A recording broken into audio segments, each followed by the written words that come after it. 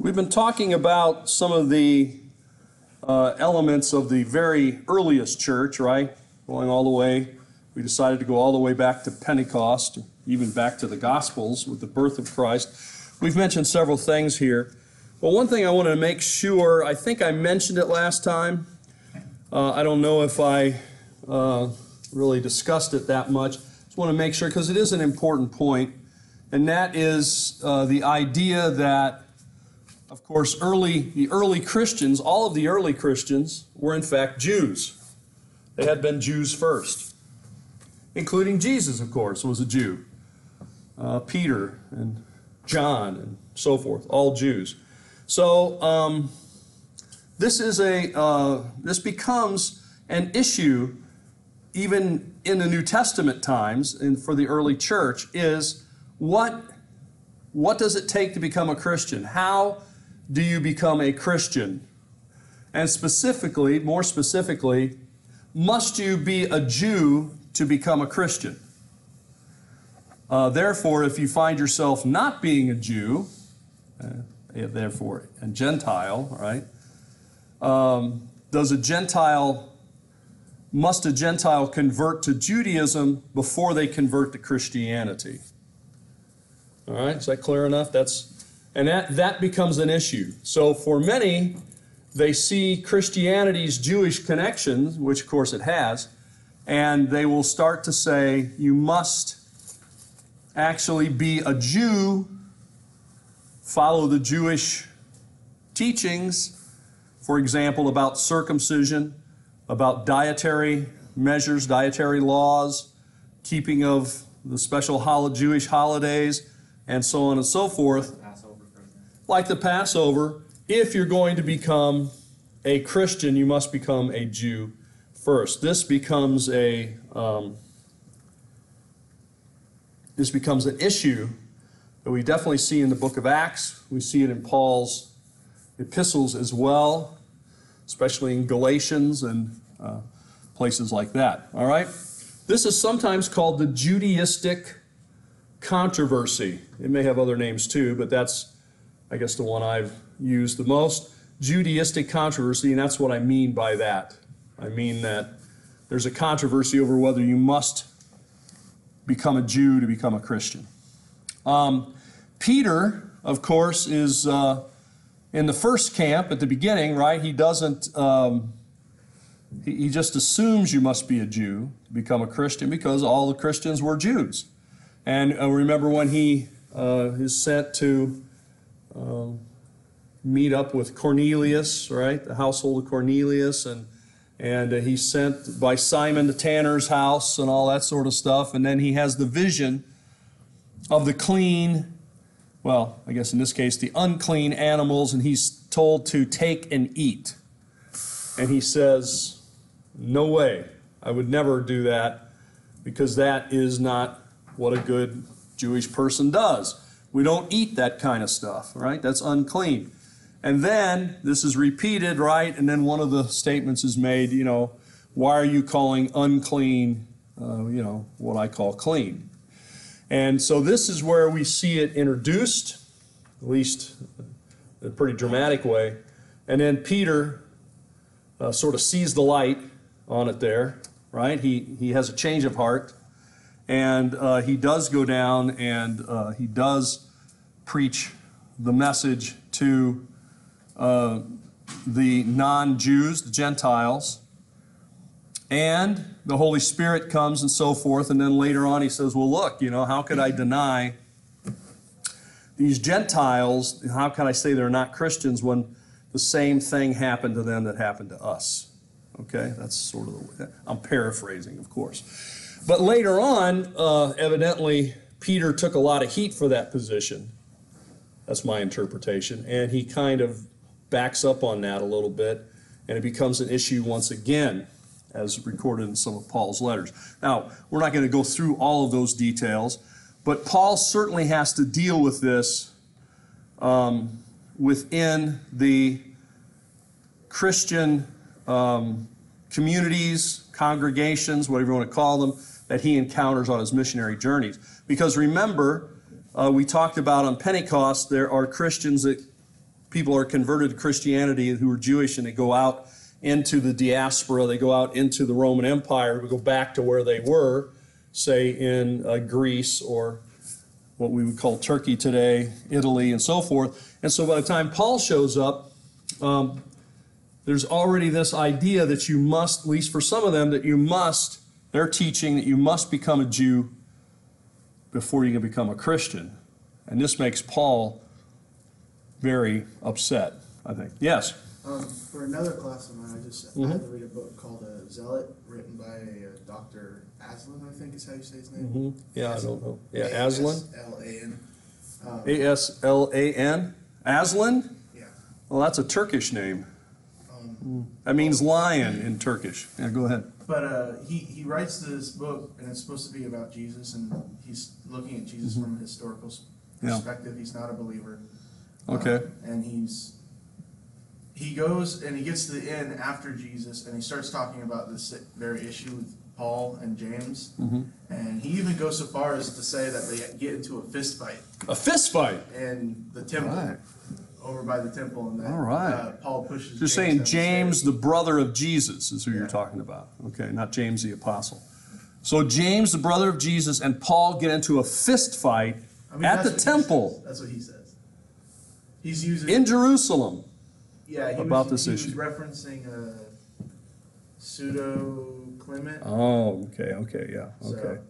But I thought it was interesting. Is like to make so what is it? This guy's not a Christian. What is he then? Muslim? Or agnostic? Someone was telling me that he is a Muslim. I would think he is. But he by doesn't his name. say anything about that in his description of himself. All right. And what's the title of the book again? It's called Zealot. Zealot. So is he claiming that Jesus was a zealot? Not of the zealot party, which they came after, but like same type of zealot that like Simon the Zealot would have been. Yeah. Saying that like. Well, there's been other people who've said that too. He was making claims from. Simon. So he was going to be a political ruler. Yeah, that's what he was saying. Yeah. Okay. Yes. It's interesting because I have quite a few Jewish friends, Uh-huh. and a lot of them, they'll say that that Jesus never intended, Jesus was Jewish and that was just like a good Jewish teacher. Right. And that Paul later on was the one that basically broke to Christianity from Judaism, and they blame him for everything. Sure. Yeah, Paul, well, that's not only Jews that say that. There's a lot of Christians that say that too, or people that wear the label Christian. Yes. Paul takes the blame. Christianity is Paul's religion, is what some people say.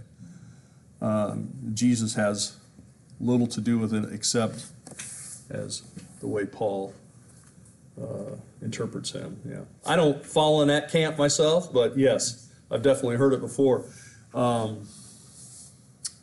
So anything, and basically then anything. What makes it kind of convenient is anything you don't like about what is commonly taught in church or what you find in the New Testament, you can simply attribute it all to Paul and therefore dismiss it. So it's kind of a reductionism, I suppose, if you want to look at it that way. You take the New Testament, get rid of all of Paul's stuff, right? You get rid of all the epistles. Then you're down to the Gospels. You can get rid of, a lot of the Gospels too, because John's very late and probably not, none of it's written by whoever it says it's written by, and then we get down to just Q. All right, and we're not going to talk about that in here, but Q and then Mark and all this kind of stuff, and then from that, everything else has just been layered on top. Well, I don't take that approach myself, but I have heard it, I do understand the arguments. But yes, that's right. So that's what some people would say. Paul is the problem. Paul is the guy that creates this problem, that Jesus was just a good Jewish teacher, and Paul made him into the Messiah. He made him into something that he never intended. That's what some people do say, yes. Well, anyway, I guess in my more traditional approach, at least as I see a traditional approach, this is a problem within the early church. And I think at least the way I would see it or hypothesize as to how this came about is all the early Christians, the very first Christians, were Jews. And so as those people go and meet other people and somebody says, well, I'm very interested in what you're saying about Jesus, and they say, well, okay, first of all, you got to remember you got to keep all the Jewish holy days. You got to be circumcised. You got to do all these other dietary things. Then, of course, you can accept Jesus because he's the Jewish Messiah. You see, he's not sort of a Gentile Messiah. Yes. Did they still keep, being Jews? Did they still perform sacrifices even though Jesus had died for them? Because it says they go up to the Temple Mount still. Mm-hmm. You're talking about in the very earliest periods of the church? Mm-hmm. Yeah, that's a good question. Certainly one which Paul would have something to say about. You may find somebody who did that. I don't know how. I don't think that was commonly done.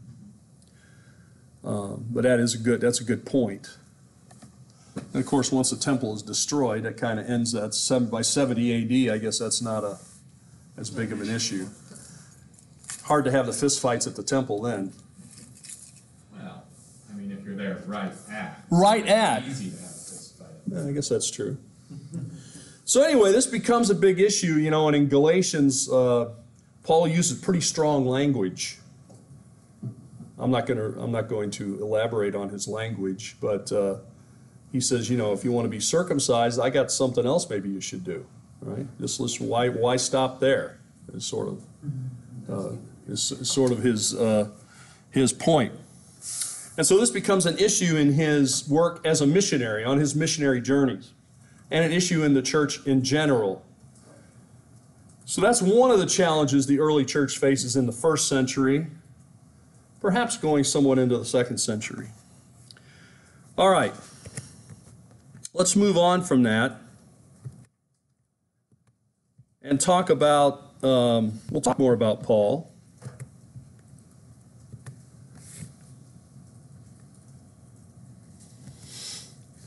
I entitle this The Universal Nature of the Church because, at least as I read it, the church is for everybody, okay? It's not just for Jews. You don't have to become a Jew to become a Christian, and being a Christian then is a universal offer, a universal arrangement, all right? As Paul put it, there aren't Jews and Gentiles, male or female, slave or free, so on and so forth, right? This is for everybody. In Christ, we are unified, despite our many differences. And of course, here's the thing to keep in mind. Within the Roman world, the stratification of society was of the utmost importance. For a Roman. For a Roman, your position, your family background, these things dictated to you how you lived your life, who you associated with, the roles that those people played. You just didn't, if you were of a higher Roman rank, you just didn't hang out with peasants, lower ranking people. They might well be the servants in your home, but you don't have the relationship with them as somehow equal or friends in that sense, right? Confidants and all that sort of thing. So the Roman society was highly stratified. Christianity attempts not to be stratified, right? At least that's the goal.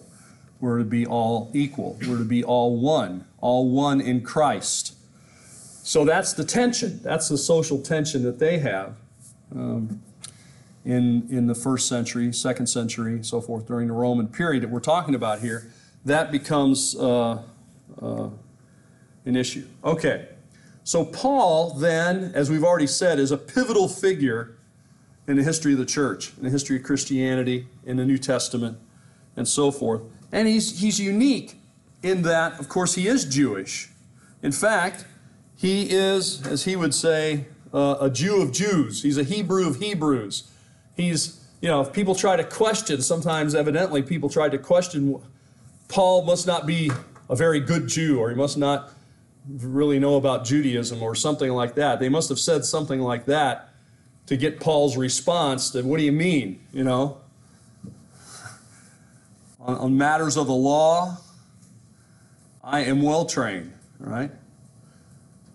It's sort of like, it's almost like they kind of force Paul into this position of defending himself, which seems like he's boasting about himself. But he was unique in that he was Jewish, not just your average Jewish guy. He was trained by one of the most famous rabbis of his day, Gamaliel. We see that in Acts 22. It's mentioned elsewhere. So Paul has this real Jewish background, and obviously he had been a zealot, if you want to call it that, not a zealot as far as the delineation given by Josephus to different Jewish groups, but he had been zealous in his Judaism and was trying to eliminate heresy, what he saw as heresy, and, even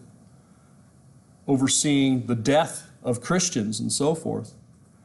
So he was to say he wasn't committed to Judaism or didn't understand it, I think is not fair, and that's certainly what he says. But not only that, but he was a Roman citizen. He grew up in the town of Tarsus. Tarsus today is in Turkey. I've been to Tarsus. It doesn't have a lot to attract the tourists today, except if you are Paulophiles or something. If you're a Paulophile, I don't know if that's even a thing. In other words, if you just really want to go where Paul was born and kind of see it, you can go there, you can see it.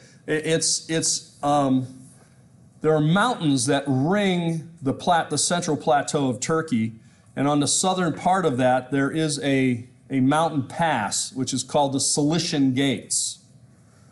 Tarsus is near the entrance, or near the place where you would be funneled to either go up or down the Cilician Gates.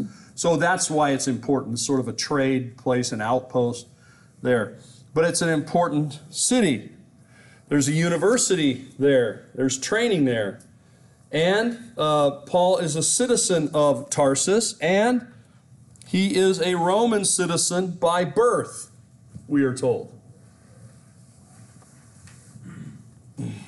Now, probably the way that was granted, there has been, a lot of people speculate about it exactly. I don't think we have the precise documentation, but probably what happened here is that Roman citizenship was granted to the citizens of Tarsus as a reward for something that they did, which, the emperor awarded them with this. At any rate, Paul is a Roman citizen, and he says, I'm a citizen by birth, which of course is the best way, right?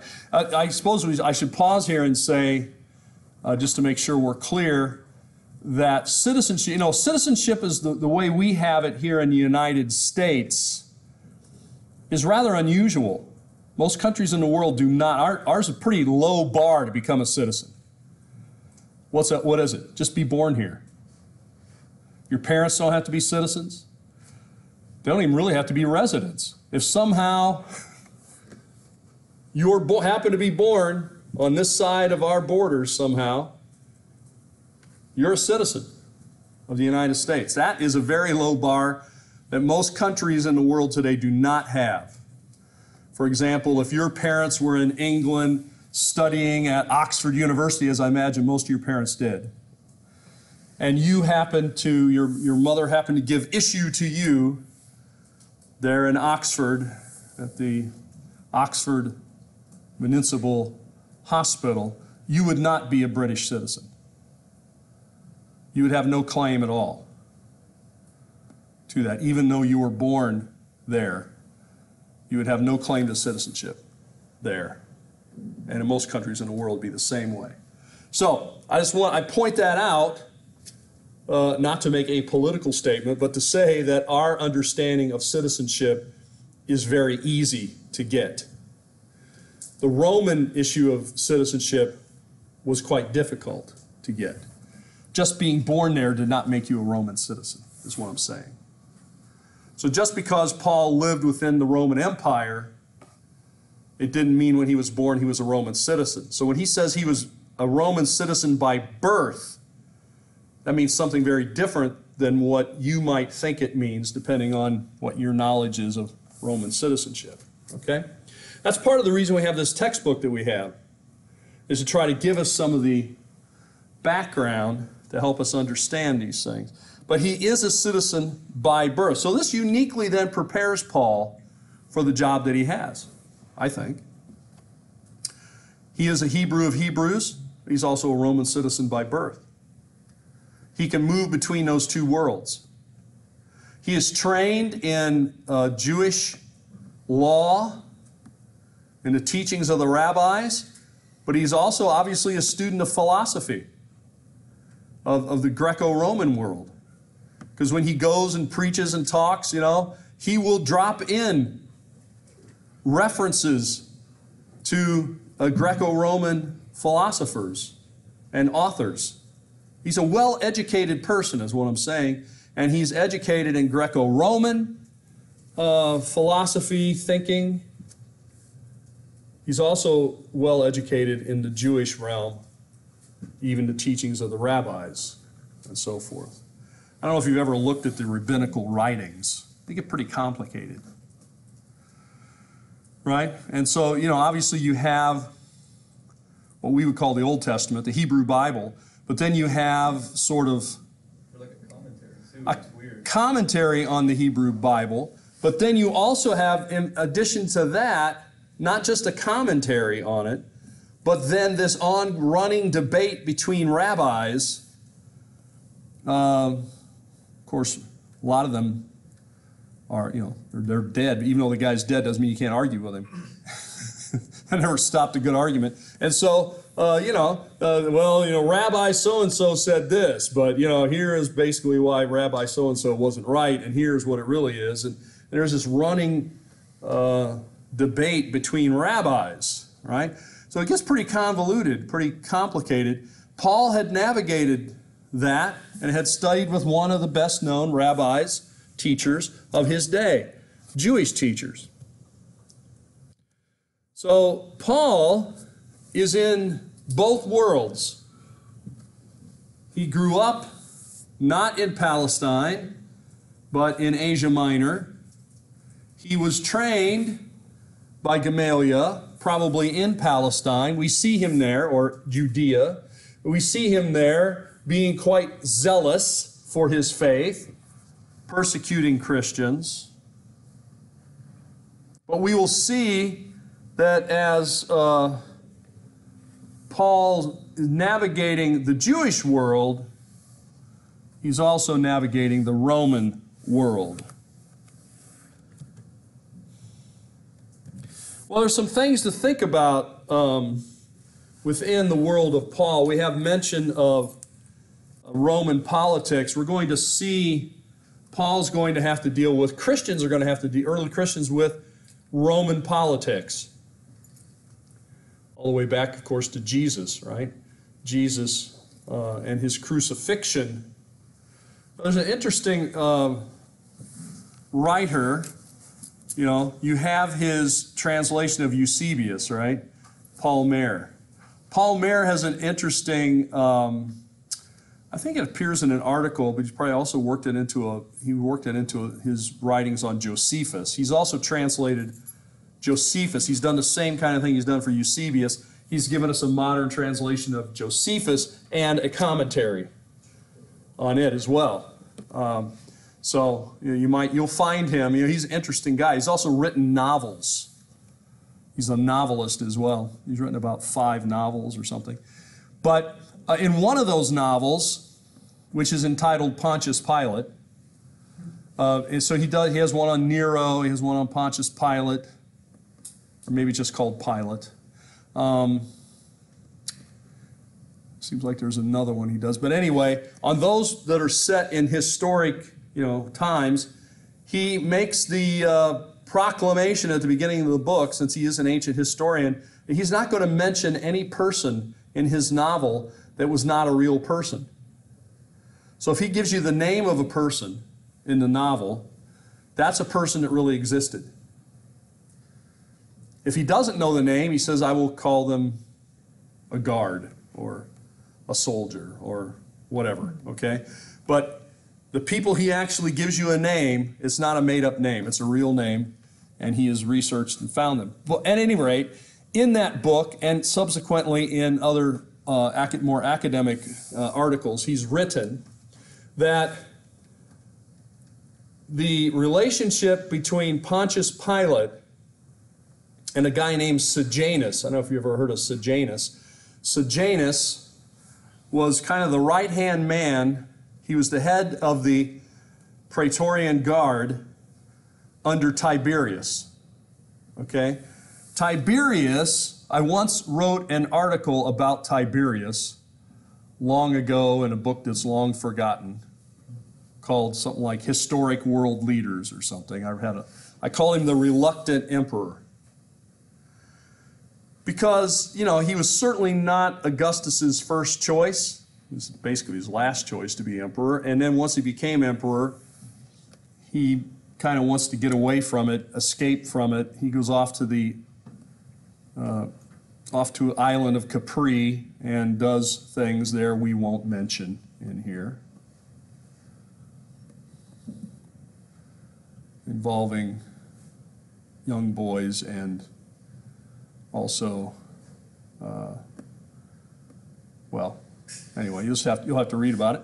At any rate, he would often get distracted from leadership, and Sejanus then increasingly would be put in a position of making decisions or filling in for the emperor.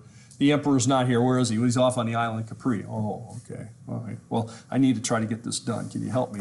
And so he started to do that. So Sejanus got the idea that since Tiberius really doesn't want to be the emperor, and I'm doing the job of the emperor, 1 + 1 makes 2, I should be the emperor.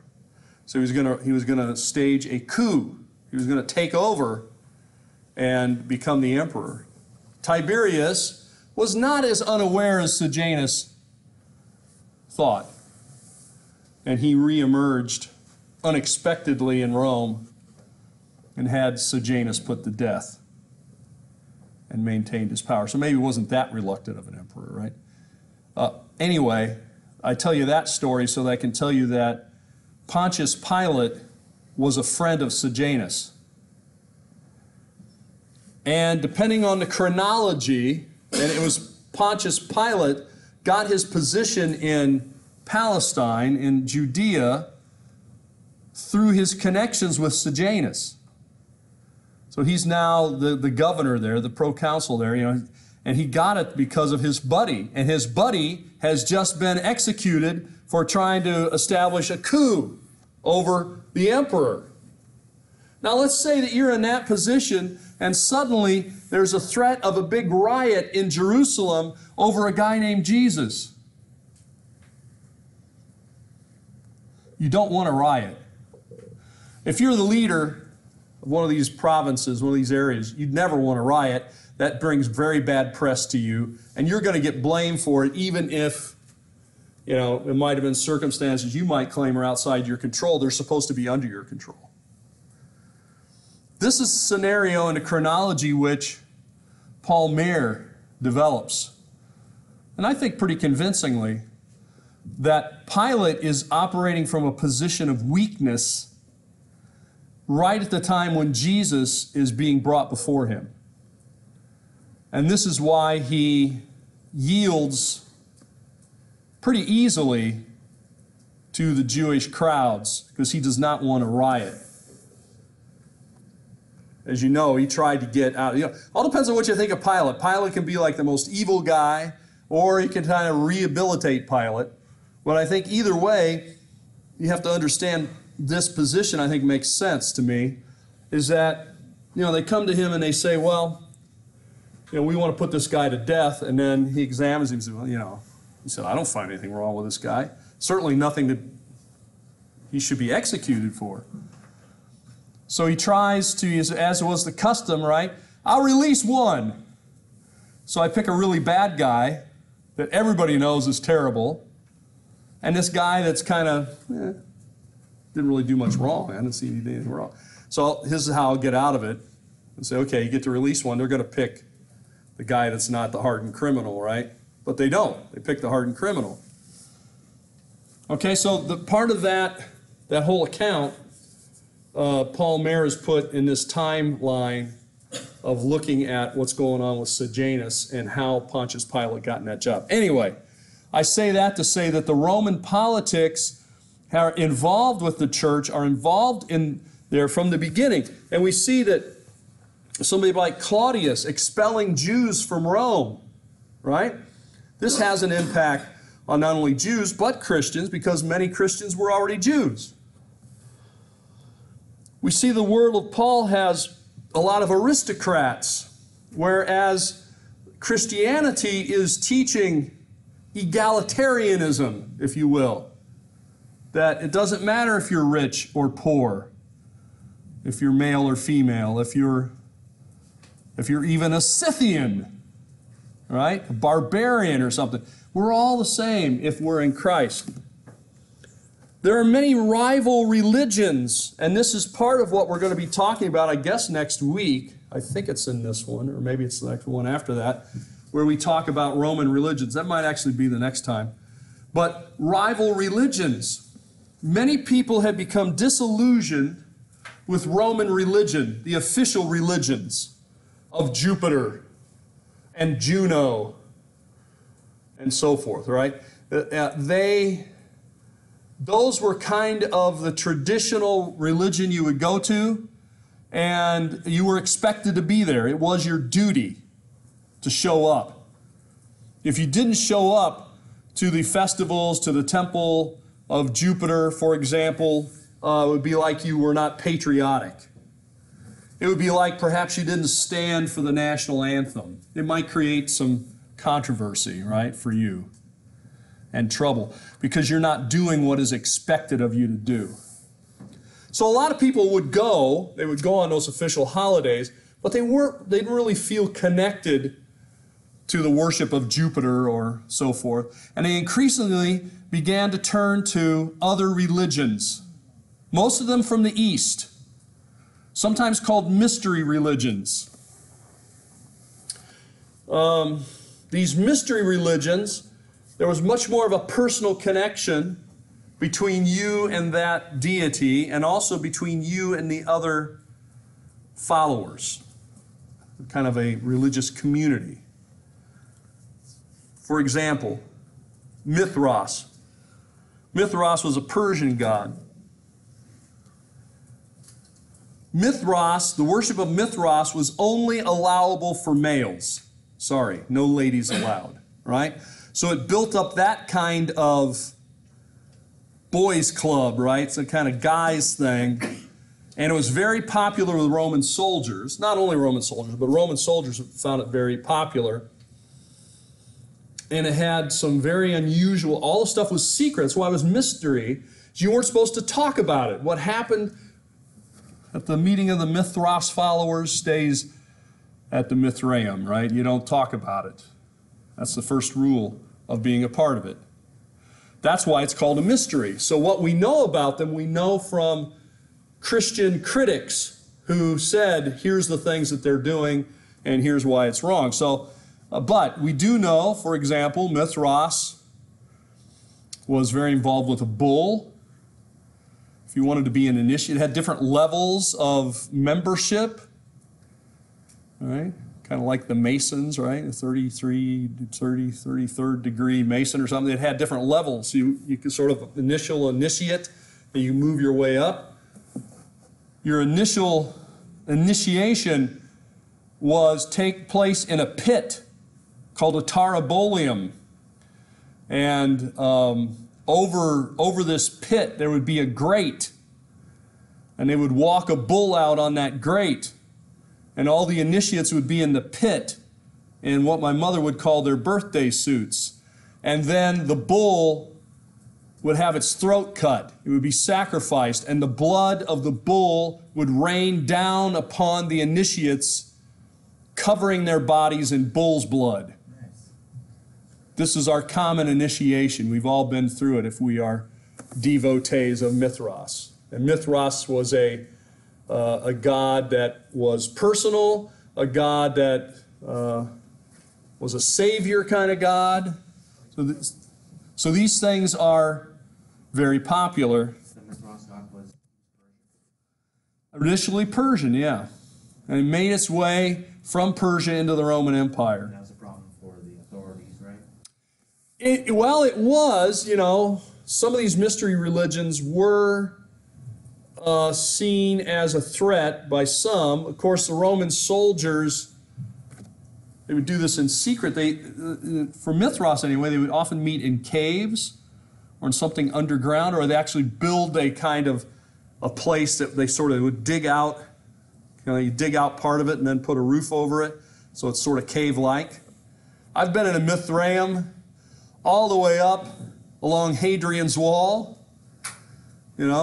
I've been in one at Caesarea Maritima. If you go to Israel with me, I'll show you where it is, where it's there near the Mediterranean. They are all over the Roman Empire, and it was important. How much time we got left? Okay, let's move on. Another thing, so there's rival philosophies. A lot of the philosophies of the Romans are actually borrowing the Greek philosophy and especially the Hellenistic philosophies. The teachings of Epicurus, for example, or the cynical philosophers, things like that. The Stoics. These are the ones that philosophically form the kind of thinking of the Romans.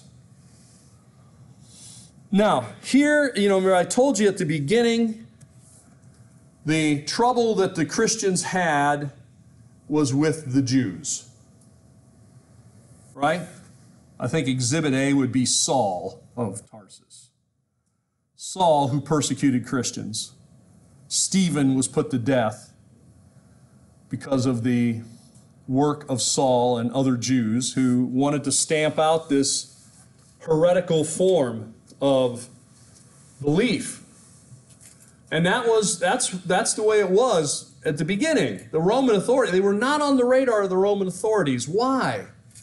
Because the Roman authorities, for Romans, there were two kinds of religion. They put them in two categories. Religio licita and religio illicita. Legal religion, illegal religion. The Romans were pretty accepting of various religions. So as they conquered an area, if there was some new deity there, they pretty much allowed it, right? Because they're polytheists. And what they would try to do is they would incorporate the teachings of that god and conflate it with another Roman god. So, for example, in Egypt you had Serapis. They conflated Serapis with Jupiter. Ra is the same thing as Zeus. Yeah, well, Zeus is the same thing as Jupiter. Those are the Greek gods, right? So the chief deity of that area would become, that's just another sort of their name for Jupiter. If they had a fertility goddess, that was their name for Venus. And so on, okay? So they just kind of, just throw them together there, conflate them together, syncretism. Now, the problem comes, of course, with a religion like Judaism and Christianity. Why? Because Judaism and Christianity are exclusive religions. What do I mean? I mean, they don't accept any other religion. They are monotheistic. So there is only one God. So Jupiter's not a god. Romans couldn't take that. See? You can have your religion, but you cannot deny our religion. If you want to merge yours with ours, that's good. So this put Judaism and Christianity in an unusual position. Now, Herod the Great was a good buddy of the Romans. And he actually worked out a deal for the Jews. I mean, a lot of Jews didn't like him.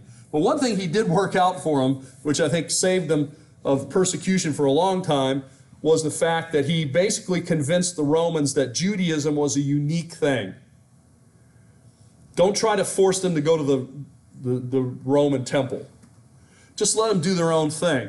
And so Judaism had a special case, was considered to be a legal religion, even though it denied Jupiter and these other gods.